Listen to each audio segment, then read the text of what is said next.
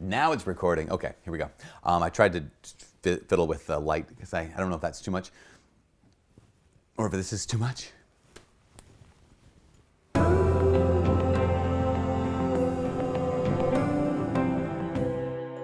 Hi, my name is Father Mike Schmitz, and this is Ascension Presents. I talk to people who will kind of lament the fact that they feel like they can't pray as often as they would like to pray.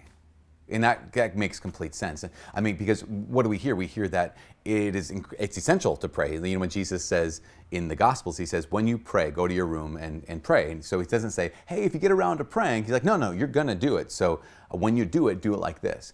So that means we're going to need to take time away, right? We need to set time aside and just have that one-on-one time with the Lord. And that is so good.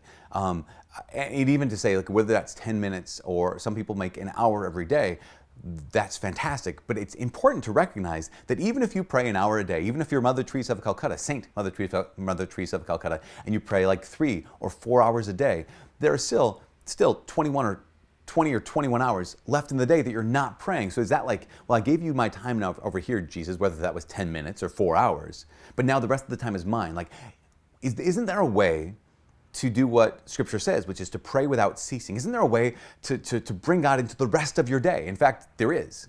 And it's far easier than you might think.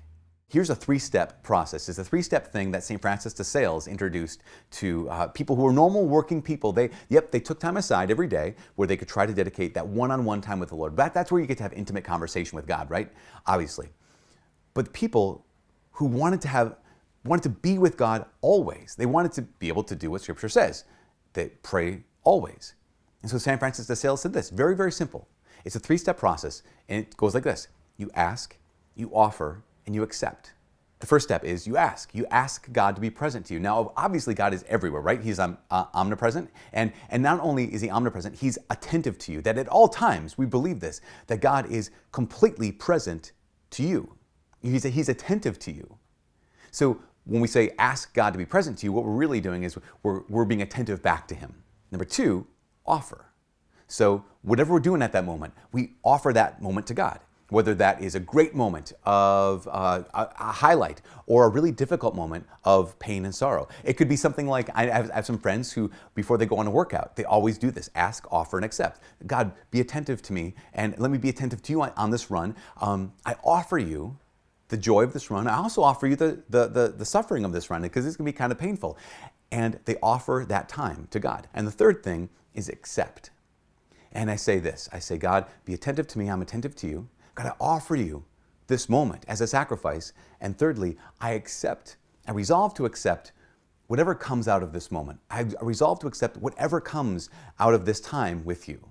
Now, if we do this very, very simply, ask, offer, and accept, it will completely transform not only how you have a relationship with God, it will transform how you live. Because think about it. If you ask God to be attentive to you, what you're doing is you're allowing every moment to be a sacrament. What's a sacrament? A sacrament is a sacred sign that is a channel of grace. Every moment gets to be a sacrament. In fact, there are some big-time saints back in the day who talked about this thing called the sacrament of the present moment. That at any given moment is an opportunity for God to be encountered. And so when you say, God, be attentive to me, I'm attentive to you, I ask you to be present, you're making that moment a sacrament. Number 2, when you offer it up to him, you make every moment a sacrifice. Now think about this. It doesn't have to be difficult. It doesn't have to be painful. It just means this is a sacrifice to you. You can even do this as you go to bed.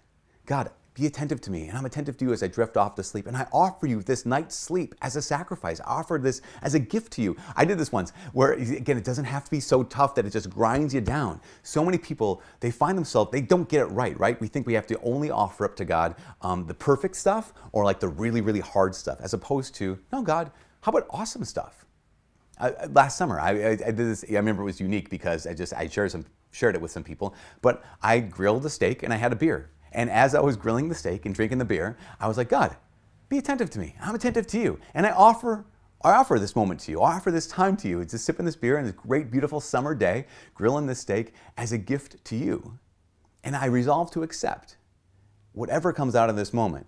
In this case, what it was a full stomach and much pleasure at eating a steak and drinking a nice beer.